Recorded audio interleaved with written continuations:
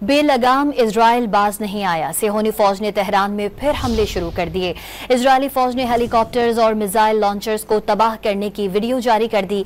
बरतानवी खबर एजेंसी के मुताबिक इजरायली फौज ने किरमानशाह में ईरान के 5 मिसाइल लॉन्चर को निशाना बनाया। तेहरान में भी मुख्तलिफ मकामात पर बमबारी की गई।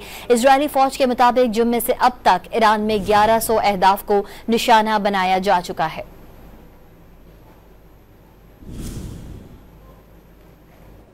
बेलगाम इजराइल बाज नहीं आया। सिहोनी फौज ने तेहरान में फिर हमले शुरू कर दिए।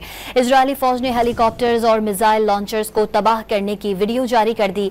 बरतानवी खबर एजेंसी के मुताबिक इजरायली फौज ने किरमानशाह में ईरान के 5 मिसाइल लॉन्चर को निशाना बनाया। तेहरान में भी मुख्तलिफ मकामात पर बमबारी की गई। इजरायली फौज के मुताबिक जुम्मे से अब तक ईरान में 1100 अहदाफ को निशाना बनाया जा चुका है।